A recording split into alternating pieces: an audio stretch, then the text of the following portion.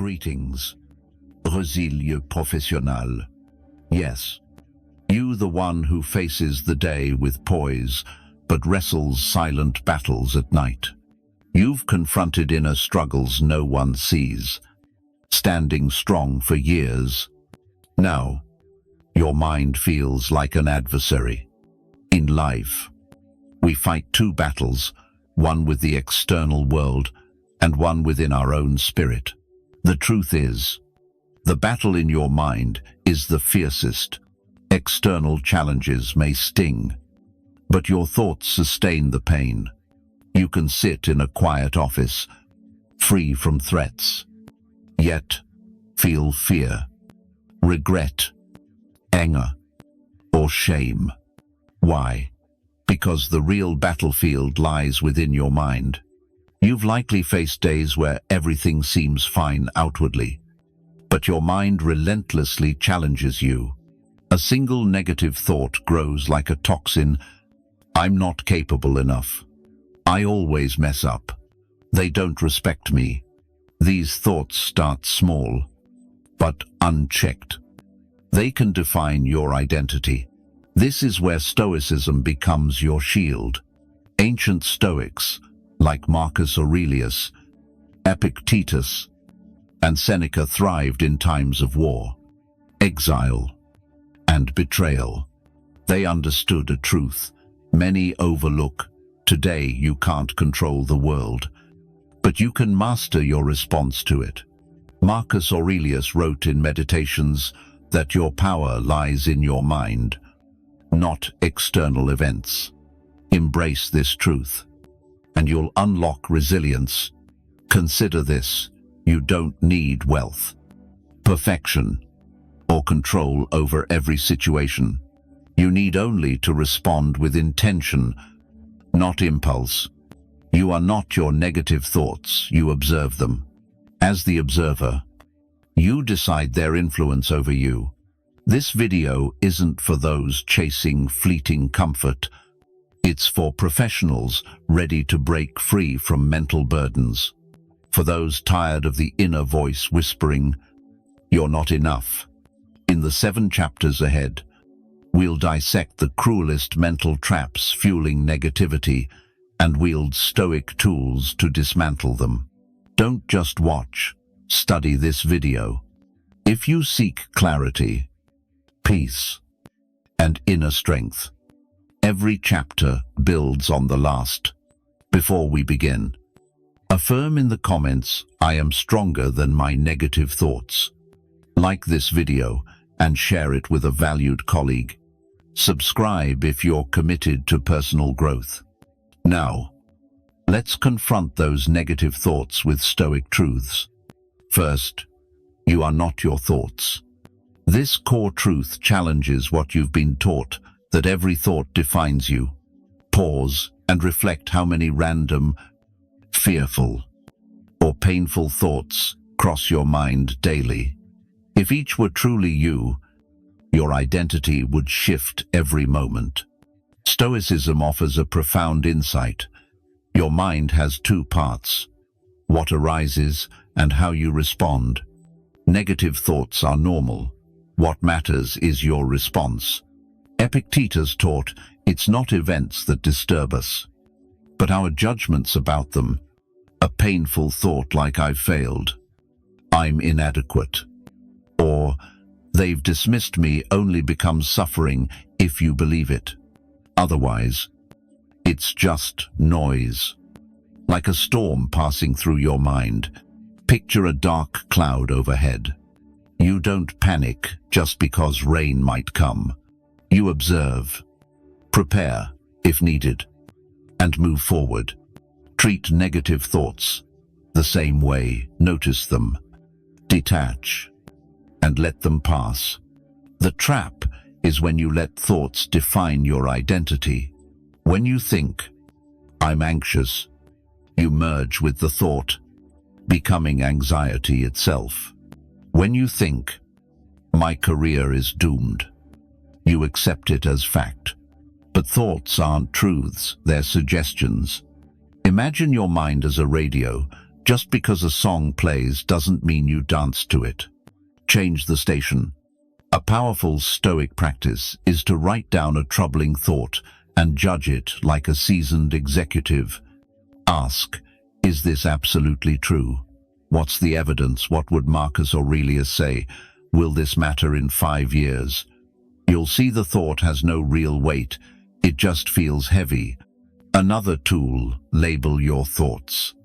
Instead of saying, I'm a failure, say, I'm noticing a thought that I've failed. This creates distance, and in that space, you find control. You are not your thoughts. You're the sky. And thoughts are merely clouds passing through. Second truth, stop fighting reality. Negative thoughts often stem from resisting what is: a missed promotion, a strained relationship, a lost opportunity. We torment ourselves thinking, this shouldn't have happened, but that resistance fuels mental suffering. The Stoics taught a liberating principle: pain is inevitable, but suffering is a choice. Epictetus said it best, don't wish for things to happen as you want, but accept them as they are, and you'll find peace. This isn't about liking pain, it's about stopping the fight against what's already true. Imagine standing in the rain. You could curse the sky or accept you're wet. Grab a jacket and keep moving. Which professional are you? Negative thoughts thrive when you dwell on shouldn't haves. Why did they overlook me? Why did I fail? These don't change reality, they prolong pain. The Stoics practiced amor fati, loving your fate. Embrace what happens, even the painful parts, because you can't control events, only your response. For example, if a project fails, don't say, I'm worthless. Say, this is one moment. What can I learn? Try this tool when your mind says, this shouldn't have happened. Interrupt it. Say aloud, but it did happen. Now, what this shifts you from victim to decision maker, reclaiming your power to act with dignity and purpose. True peace doesn't come from a perfect career or life. It comes from accepting reality and choosing to move forward with resilience. Affirm in the comments, I accept reality and grow from it. Next, we explore why your first emotions aren't always the truth. Third truth, don't trust your first emotion. Many professionals make the mistake of taking initial feelings as truth, but Stoicism teaches a vital skill. Your first emotion isn't your final wisdom. Anger, fear, envy, or sadness are just reactions, loud, chaotic, and often irrational. If you always follow your first emotion, your career and life become a roller coaster. Think of emotions as waves. The first one crashes hard but soon fades. Pause, reflect, and observe instead of reacting instantly, and you'll gain control over your inner world. Marcus Aurelius, a Roman emperor under constant pressure, wrote, first, keep your spirit calm. Second, look at things clearly and see them for what they are. Imagine a leader of his stature reminding himself to stay composed and seek clarity before acting. Suppose a colleague doesn't respond to your email. Your first thought might be, they're ignoring you. Wait an hour, and you may learn they're swamped, unwell, or simply forgot. Acting on that first emotion could damage a valuable work relationship unnecessarily. Try this practice when a negative emotion hits. Pause and name it. Say, I'm feeling frustrated, but that doesn't mean I'm right. Or, I'm anxious, but that doesn't mean I'm in danger. Emotions are signals, not commands. Observe them. Don't obey them. Another Stoic technique is the view from above. Zoom out and see your life from a distance, as if from space. Suddenly, that workplace slight or heated argument feels small. This perspective dissolves unnecessary pain and restores your sense of proportion.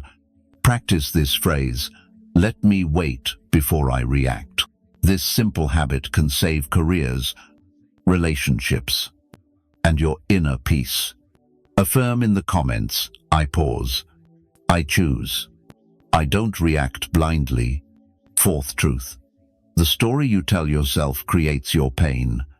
It's not the situation that breaks you, it's the narrative you build around it. A client rejection becomes, "They never valued me." A mistake at work becomes, "I'm incompetent." These are traps. Stoics knew this well. As Marcus Aurelius wrote, "Your suffering comes from your judgment, not the event itself." Pause and consider it's not the rejection, silence, or setback that hurts most. It's the meaning you assign. A curt email from your boss doesn't mean they dislike you.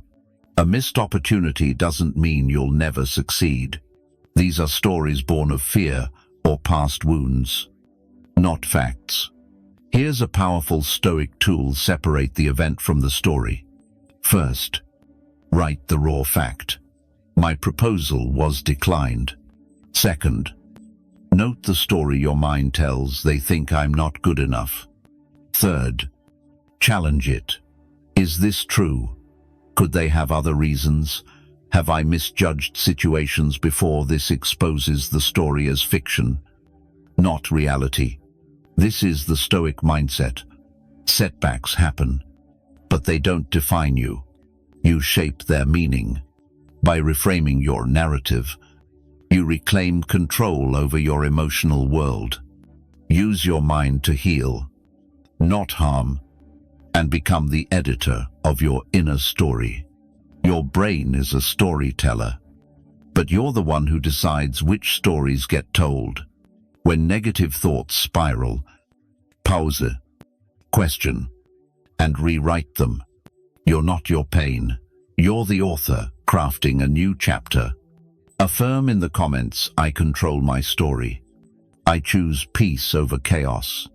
Fifth truth. Your environment shapes your inner dialogue. Be honest. Your surroundings influence your mindset. Colleagues, media, and habits mold your thoughts. A toxic workplace, negative peers, or chaotic home can fuel a restless mind, undermining your resilience. Seneca advised, "Surround yourself with those who lift you higher and whom you can elevate in return." This isn't just about people, it's about mental hygiene. Your mind is a garden whose planting seeds in it negative influences sow doubt, while uplifting ones nurture clarity. Examine your circle. Do your colleagues drain or inspire you? Does the content you consume spark growth or insecurity? A cluttered desk or noisy home can amplify stress, clouding your judgment. Stoics lived simply, knowing external order fosters inner calm. Here's the hard truth: you can't defeat negative thoughts while feeding them daily. Cleanse your environment. Ask, who exhausts me? What content dims my spirit? Does my workspace support, focus, or add tension? Curate your surroundings to protect your mental clarity. Stoics valued discipline not just in thought, but in routine. A tidy office, meaningful conversations, and simple habits create mental space. Try this challenge for 7 days. Avoid gossip, drama, and toxic social media. Organize your desk and connect with growth-minded peers. You'll notice your mind grows quieter, not because thoughts vanish, but because you've stopped fueling the storm. Affirm in the comments, "I shape my environment to shape my mind." Sixth truth. You're not broken, just exhausted. Sometimes, negative thoughts signal fatigue, not failure, overworked, overstressed, or emotionally drained. You misread situations. Every email feels like a slight. Every decision feels monumental. This isn't weakness. It's a sign your mind and body need rest. Marcus Aurelius reminded himself that suffering stems from judgment, not events. And judgments can be reconsidered. But how can you reassess when you're sleep-deprived or overwhelmed? Rest isn't a luxury. It's a necessity for clear thinking and resilience. Negative thoughts grow louder when you're running on empty, skimping on sleep, skipping meals, or stuck in endless stress. You don't need to fix your mind every time. Sometimes, you just need to recharge your body and spirit to regain clarity. Stoicism isn't about becoming a machine. It's about rational care for your energy. Even Epictetus, a master of discipline, taught that you can't learn if your mind is too full or fatigued. An overloaded brain distorts reality, amplifying negative thoughts. Give yourself this gift. Rest intentionally. Sleep early tonight. Take a 20-minute walk without your phone. Say no to one draining task. Write down your worries and set them aside. You're not failing, you're human. And rest restores your strength. See fatigue as a signal, not a flaw. Negative thoughts often fade not because you fought them, but because you gave yourself space to recover. Affirm in the comments, I'm not broken. I'm resting to rebuild. 7th, truth. Gratitude defeats negativity. Gratitude isn't just positive thinking. It's a weapon that dismantles negative thoughts at their core. Why? It forces you to see reality clearly, beyond what's missing. When your mind fixates on lack, gratitude reveals the abundance already in your life. Seneca wrote, "True poverty isn't having too little, but craving more." Negative thoughts thrive on a sense of scarcity, feeling you're not enough. But gratitude shifts your focus to what you have, grounding you in the present with quiet strength. In tough moments, ask, what am I overlooking? What do I have now that I once prayed for? Who stands by me? Write it down. One line can reframe your perspective. This isn't ignoring problems. It's balancing them with what's still good. Say your career feels stalled. That's real. But maybe you're still healthy, learning, or supported. A relationship struggles, but perhaps you've grown stronger, clearer about your worth. Gratitude isn't pretending, it's choosing to see the full picture with dignity. Negative thoughts grow in the soil of forgetfulness, forgetting your wins, your allies, your resilience. Make gratitude a ritual each morning or night. Note 3 things you're thankful for. A conversation, a moment of calm, a past triumph. They anchor you. If you've reached this point, know this: you're already weakening negative thoughts by choosing awareness. That's the Stoic edge: clarity over chaos. You're not aiming for a thought-free mind, but a disciplined one. Practice daily with quiet resolve. You've learned key Stoic truths. You're not your thoughts, but their observer. You don't need to fight reality. Accept it and grow. Your first emotions aren't facts. Pause and choose wisely.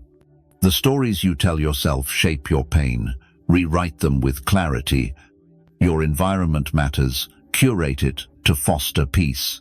Fatigue isn't failure. Rest is your ally. Above all, gratitude shields you from darkness. Marcus Aurelius faced betrayal and loss, yet wrote daily to train his mind for calm. A practice you can adopt. Commit to this daily. Nurture your mind with quiet discipline. You don't need applause or validation. Small, steady steps transform your inner world. If no one's told you today, you're stronger than you realize, not because life is perfect, but because you're aware. If this video resonated, like it to share its wisdom. Comment your favorite insight or quote. Share it with a colleague who needs clarity. Subscribe to build a Stoic mindset. Final affirmation for the comments. My mind is my greatest strength.